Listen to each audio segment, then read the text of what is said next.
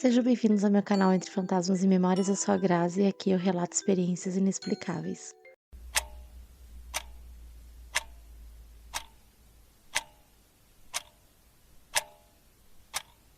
Antes de iniciar com os próximos relatos, eu quero agradecer a todos vocês que estão me enviando as suas histórias, dividindo comigo as suas experiências. Quero dizer que agora, acho que por mais uns 3, 4 vídeos ainda vai ser de relatos que vocês estão me enviando. Eu tô recebendo bastante relato e tô me divertindo muito, tô adorando muito essa troca, essa interação com vocês. Então podem continuar mandando pro e-mail, eu vou deixar aqui na tela e também na descrição do vídeo. E quem ainda não mandou, se tiver alguma história para contar, para dividir conosco, vai ser muito legal. Primeiro relato, o sino da recepção. Trabalho há 3 anos como assistente administrativa em um dos hospitais mais antigos da cidade. Meu setor fica no 3º andar e lido principalmente com prontuários, faturamento e escalas. É um trabalho burocrático, longe da urgência dos pronto-socorro. Mas o que aconteceu comigo em março deste ano me fez sentir que estava no meio de um filme de terror. No hospital, o plantão administrativo precisa de uma pessoa até a meia-noite para resolver questões de alta e internação de última hora. Era a minha vez. Por volta das 23h30, o setor estava em silêncio total. A maioria dos escritórios escuros, só a luz fraca da minha mesa e o som do ar-condicionado. Eu estava organizando os papéis quando vi um som que imediatamente me chamou a atenção: o sino da recepção. Tocou por 2 vezes. Esse sino de mesa fica no balcão principal, usado para chamar a enfermeira ou o atendente. Parei de digitar e franzi a testa. Aquilo era impossível. A recepção principal do hospital fica no térreo, 2 andares abaixo de mim. Meu setor é separado por 4 portas corta-fogo. O som, se viesse de baixo, seria no máximo um eco distante. Mas este som estava alto e claro, como se o sino estivesse tocando na sala ao lado. O setor da recepção está completamente fechado e trancado após as 22 horas. Esperei um pouco, pensando que era cansaço, concentrei-me nos papéis. Tocou mais 2 vezes. Desta vez foi mais insistente. O som parecia vir do final do corredor do meu andar, onde ficam os arquivos mortos. Uma área que só eu tenho a chave e que fica desativada após as 18 horas. Meu corpo gelou. Levantei da cadeira e fui checar. Caminhei devagar pelo corredor. Cheguei à porta dos arquivos. Estava trancada, como deveria estar. Não havia sinal de arrombamento. Quando me virei para voltar para minha mesa, ouvi o som de novo. Só que desta vez não parecia vir de uma distância, parecia ter se movido. Olhei para minha mesa. Havia um pequeno balcão de entrega onde os enfermeiros deixavam documentos para o administrativo. E ali, na borda de metal, não estava lá, mas o som veio daquele lugar. Dessa vez o som tocou por 3 vezes. Estivesse sendo tocado do lado de dentro da minha mesa, perto do rodapé, em uma caixa de papelão vazia que eu guardava. Eu recuei. O silêncio voltou, mas era um silêncio carregado. O detalhe mais assustador veio no dia seguinte. Contei a história para o porteiro da noite, um senhor muito cético. Ele me ouviu e disse: "Não quero te assustar, mas a lenda mais antiga daqui é sobre a recepcionista que trabalhou neste hospital desde a fundação. Ela era tão dedicada que, quando morreu, disseram que o único objeto pessoal que ela tinha na mesa era um sininho de metal.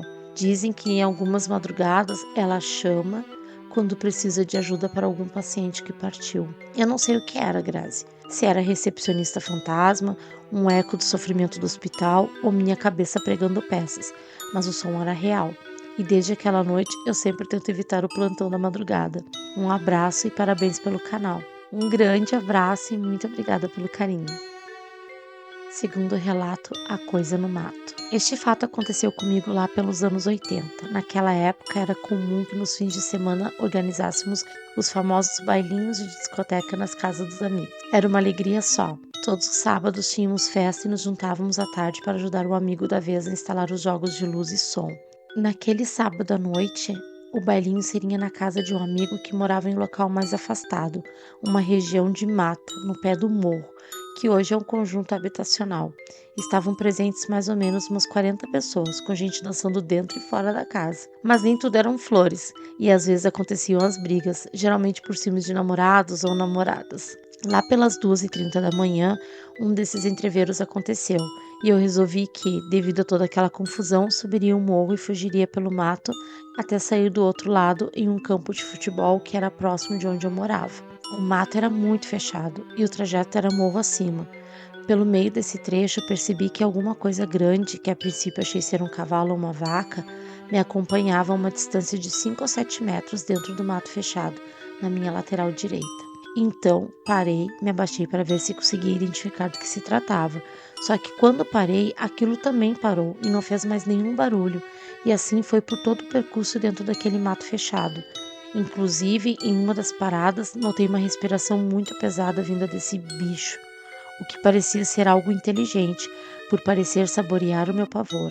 Eu estava impossibilitado de correr ou sequer andar mais rápido devido à densidade do mato. Em uma parte desse trecho, há até hoje uma clareira de laje de pedra de uns 4 metros de largura.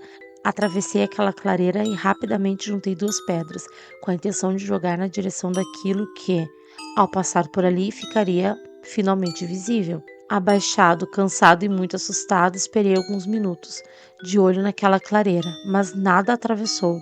Demonstrando inteligência, a coisa fez o contorno pelas beiras da clareira, procurando assim me alcançar, parecendo saber que eu estava abaixado esperando a sua travessia.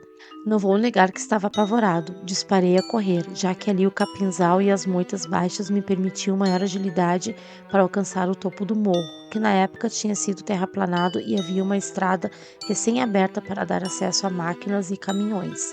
Ao alcançar a terraplanagem, avistei uma única árvore, um pinheiro de uns 5 metros de altura.